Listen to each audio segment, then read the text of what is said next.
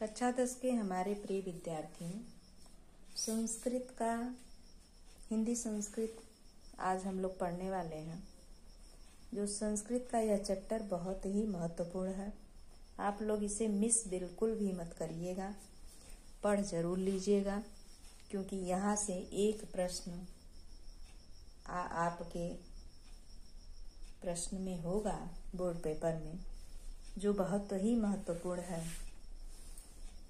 तो देख लीजिएगा, 3 तो मैं, चौथा, 5वां और 6ठा अत्यंत ही महत्वपूर्ण है। इसे आप बिल्कुल भी मत भूलिएगा पढ़ना। तो आइए चलिए देखते हैं।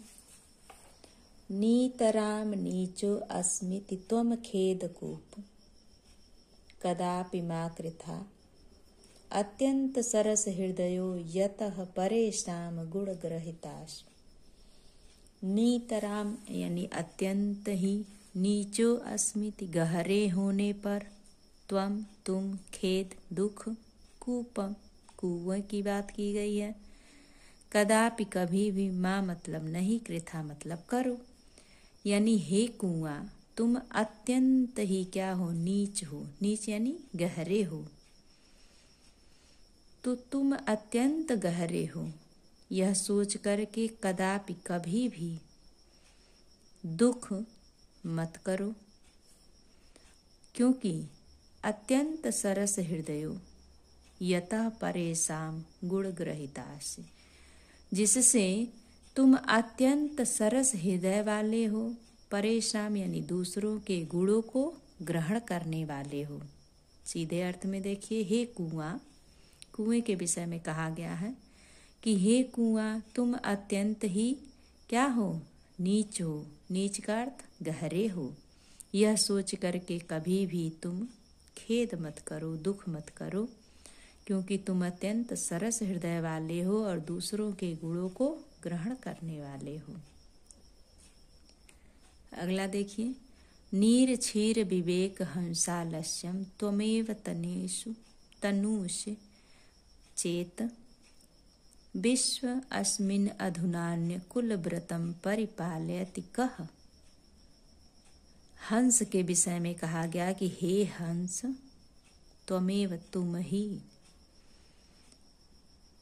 नीर जल, क्षीर दूध और पानी को अलग करने में अगर तुम ही आलस्य करोगे, तो विश्व अस्मिन् अधुनान्य, इस संसार में, इस विश्व में तुम्हारे कुल व्रत का परिपालयति कः, पालन करने वाला कौन है? कौन तुम्हारे कुल व्रत का पालन करेगा? हे हंस, यदि अगर तुम ही दूध और पानी में पहचानने में आलस्य करोगे, तो संसार में, विश्व में कौन ऐसा है जो तुम्हारे कुल व्रत का पालन करेगा? कोकिल यापय दिवसानि तावद बिरसानि करील बिटपेसु। बिटपेसु का अर्थ होता है वृक्ष, करील यानी कड़वे वृक्ष पर। हे कोयल, यापय यानी तब तक क्या करो, बिताओ, दिवसान दिनों को, तावद जब तक, विरसान इन नीरस दिनों को तुम तब तक बिताओ जब तक कि करील बिटपेसु, कड़वे वृक्ष पर। कहते हैं कि हे कोयल, तुम इन कड़वे वृक्ष पर अपने दिन को तब तक बिताओ जब तक कि यावन्न मिलिमालह को अपि रसालम समुल्लसति, जब तक कि भंवरों का समूह, मालह यानी भंवरे को कहा गया है, को अपि कोई रसालम समुल्लसति यानी कोई रस वाला आम के बौर जब तक आ न जाए, तब तक तुम अपने दिनों को बिताओ। एक बार पुनः देखिए, हे कोयल, तुम अपने नीरस, विरसान नीरस दिनों को करील कड़वे वृक्ष पर तब तक बिताओ जब तक कि किसी बर पर सुंदर रसाल रसीले बर न आ जाएं, तब तक तुम अपने दिन को कड़वे वृक्ष पर ही बिता लो। अब ये चौथा जो है आप लोगों के लिए अत्यंत महत्वपूर्ण होगा। पांचवा अधिक बार, चौथा अधिक बार और छठा तो बहुत ही बार, इसे आप कह सकते हैं वेरी वेरी इम्पॉर्टेंट। देखिए, ये भी बहुत बार पूछा जाता है। रे रे चातक सावधान मनसा मित्र क्षणम श्रूयता। हे चातक, हे चातक पक्षी, सावधान मन से, हे मित्र चातक पक्षी, सावधान मन से क्षणम श्रूयताम, क्षण भर सुनो। अम्भोदा बहवः ही सन्ति गगने सर्वे अपि नैतादृशा। अम्भोदा बादल को कहा गया है, बहवो बहुत ही हैं, गगने आकाश में, सर्वे अपि किंतु सभी नैतादृशा ऐसे ही नहीं है। हे मित्र चातक, सावधान मन से क्षण भर सुनो, मेरी बातों को क्षण भर सुनो। आकाश में बहुत से बादल हैं, किंतु सभी ऐसे नहीं हैं। कैसे नहीं हैं? केचिद वृष्ट आर्दयन्ति वसुधा गर्जन्ति केचिद वृथा।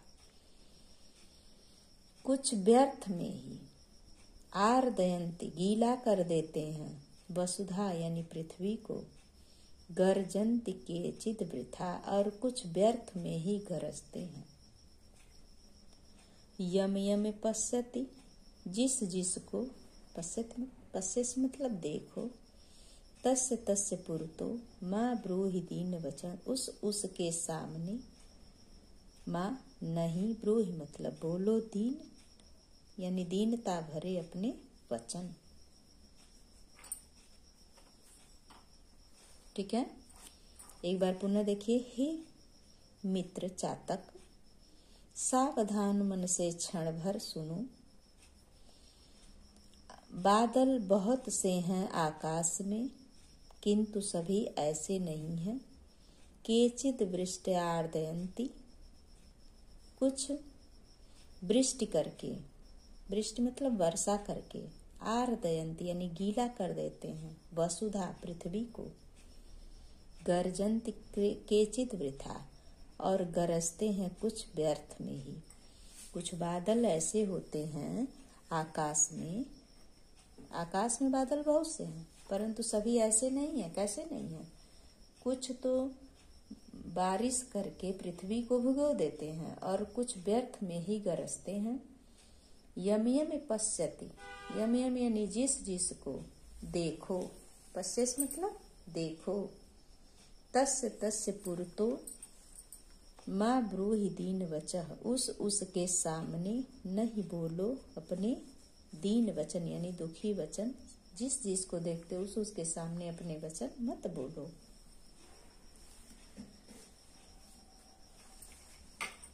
समझ में आप लोगों को आ गया होगा।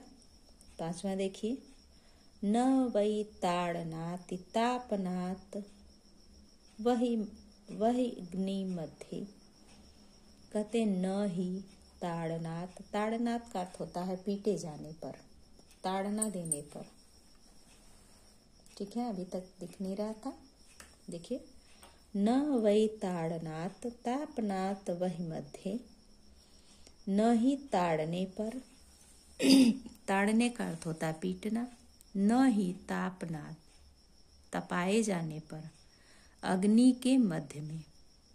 इसमें सोने के दुख की बात की गई है, जो गहना हम लोग पहनते हैं, सोने के गहने, उसी की बात हो रही है। वह अपने दुख को व्यक्त कर रहा है। सोना कहता है कि न ही मुझे मारने पर, ताड़ना यानी पीटने पर, क्योंकि धातु पीट करके ही बनाई जाती है, और न ही अग्नि के मध्य में तपाए जाने पर, न वै विक्रियात क्लेश्यमानो अहमस्मि, न ही मुझे विक्रियात यानी बेचे जाने पर थोड़ा भी दुख होता है। मानो मुझे क्या होता है, कहता है कि मुझे न तो अग्नि के बीच में, न मुझे मारने पर, न मुझे अग्नि के बीच में तपाने पर, और न ही मुझे बेचे जाने पर दुख होता है। मुझे तो स्वर्णम में मुख्य दुखम तदेकम, कहता है कि मुझे तो, मुझ सोने को तो सबसे मुख्य दुख क्या होता है, यतो माँ जना गुंजया तो लेती, जो मुझे जना यानी लोग, गुंजिया एक प्रकार की पत्थर होती है या घुघुची कह लीजिए, घुघुचियों से मुझे तोला जाता है। सबसे अधिक दुख मुझे तब होता है कि मैं सोना मुझे मारने पर, अग्नि के बीच में तपाए जाने पर, न ही मुझे बेचे जाने पर मुझे थोड़ा भी दुख नहीं होता है, क्लेश बिल्कुल नहीं होता है। स्वर्णम में मुख्य दुखम तदेकम, कहता है सोना कि मुझे तो सबसे अधिक दुख, मुख्य दुख तब होता है जब मुझे लोग गुंजिया यानी घुघुचियों के माध्यम से, पत्थर के माध्यम से तोले जाते हैं, मुझे तोलते हैं, तो मुझे सबसे अधिक दुख होता है। अगला आप लोग देख लीजिए, लास्ट है लेकिन बहुत ही महत्वपूर्ण है, इसको भी आप लोग मिस बिल्कुल मत करिएगा। रात्रि गमिष्यति भविष्यति सुप्रभातम, भास्वानुदिश्यति हसिष्यति पंकजाली, इत्थम विचिन्त्यति कोशगते द्विरेफ, हा हंत हंत नलिनी गज उच्चहार।